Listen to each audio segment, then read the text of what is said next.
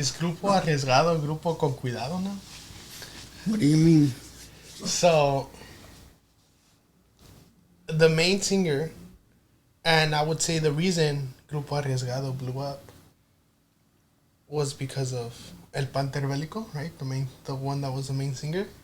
He's no longer part of the group. Why? From the origins of this, I think, is because I think they were told not to perform in Tijuana, and El Panther showed up, and none of his partners showed up, and he called them out. In the video, he's all like, "My friends, who say to be my friends, they ain't worth shit. They're not here. My music partners, my group members who say to be my group members, they ain't here either." And I think he was just very mad at that situation. And I didn't think much of it because I think he ended the video with, "I do understand them, and to each their own," you know? The group members were concerned about their safety in TJ since they were told not to perform. But I don't know. I feel like El Panther is someone who's young, right? I think in his early 20s. I feel like El Panther Beliko is going to have a long career. His voice is just iconic, the way he sings. Yeah. I don't know if Grupo Arriesgados could come back, though. They have the name that means something now, but they don't have the voice. Because if you didn't know, Grupo Arriesgado has been a thing for like 10 years. Yeah. On and off, different singers. Nothing hit until Panther Beliko voice shot them to the atmosphere. I don't know, man. I don't know. Would you take that risk? Damn, man. I feel like maybe I wouldn't take that risk. Just because if I'm at a point where I made it, there's so many people relying on me now. That's true. You know? Like if I'm gone or something were to happen to me, like there's going to be so many people affected to it. Yeah. Not just my family, but my group members' family, the people who work the cables, the people who work the mics, the people who work the sound systems. Yeah. All of those people are going to be without a job now, and those families are not going to have a steady income anymore. Yeah. And I just feel like when you made it, you have so much more responsibility than just worrying about yourself now. Fair enough. But do you feel... What do you think about that? Like, I've never heard about that before. Like, there's so many people who sing those type of music, and I've never heard anything like that. Oh, I've heard it around. Yeah. Yeah. I've heard, like, oh, don't come through, or don't sing this, or don't sing that, or it's better if you don't perform. I've heard it around, but the most famous one being this Chalino Sanchez. Do you know the story behind that? Because I don't really know it too well. I've heard variations about it. From what I remember, or from what I've heard and seen, is I guess when he was young, he had a sister that was attacked and harassed, molested by, I'm not sure, somebody.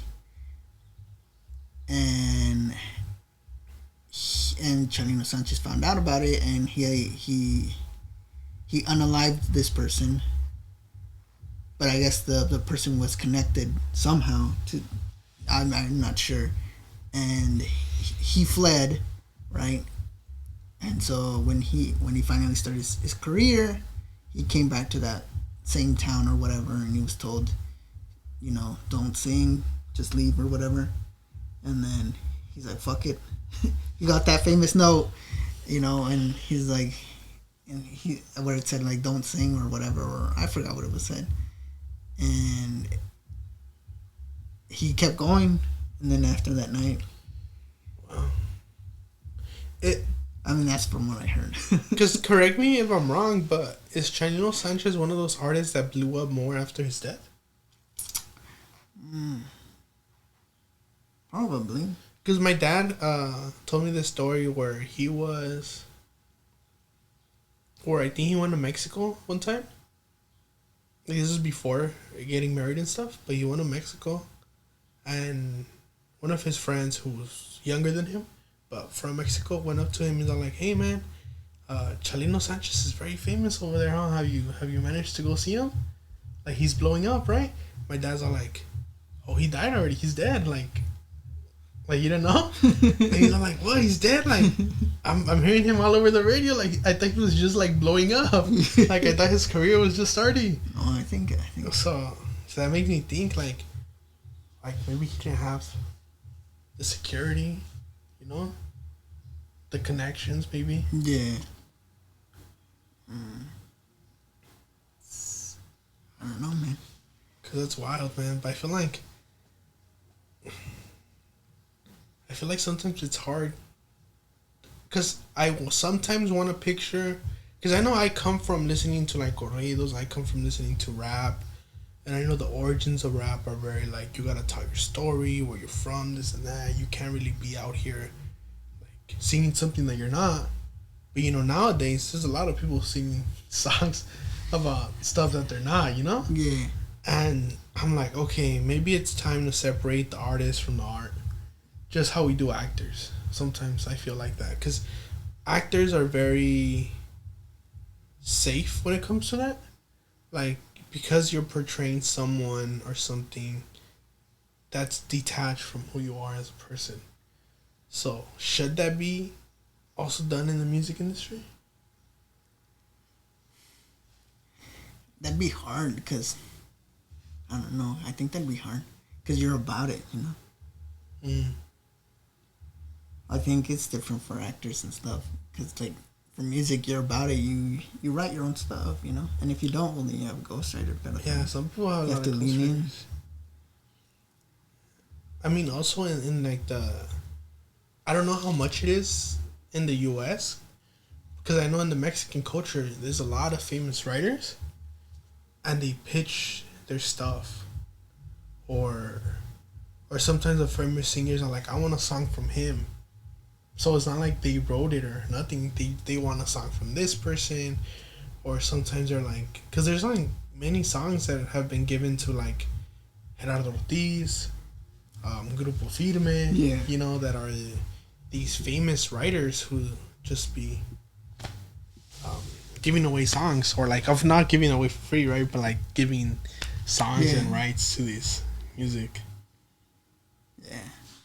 I mean, even with these, like, even if they are giving it, they still have to lean in and, you know, this is my, you know, this is what we're about, you know. So, I don't know. Yeah. That's. I feel like that's very difficult, man, to separate, like you said, in the music industry. Just because you never know, damn, were they paid by this person to make the song? Sure. You know? Fair enough, yeah. And there have been occasions where, I think Grupo Arriesgado specifically, they asked them, like, how'd you make these songs? You know? Were they all orders? And they told them, yeah, they were all pagados, you know, for us to make these songs. There's this guy. Damn, I don't want to butcher his name. Let me see. Roberto Tapia. Oh, that fool. That fool. He's came out and said he's met these heavy hitters. Yeah. And when they asked him, how'd you know about my life like that? He just said, he told me, and he pointed at his son. He's like, oh, okay, then that's how you know about my life, because my son told you. That makes sense. I didn't know that. Yeah. But I know some artists, you know, are connected somehow. Yeah. But sheesh, I didn't know that part. And then, like, I feel like because you know how when they say the world is so small, I feel like the world of famous people, like that. I feel like that's why, and like in the news, you just see like famous people dating famous people, right? Or the son of this famous person dating the son of this. I feel like that's true in every country. So how connected do you think these people are to like? I think they're pretty connected. Actually, I think it's not that you're out there connecting. If these quote unquote heavy people, like these que tienen peso, if they want to meet you, they'll meet you. Yeah, Like, you know. I feel like it's true. I mean, look at the famous quote by Julio Cesar Chavez. They wanted to meet me. He's like, I was their idol too.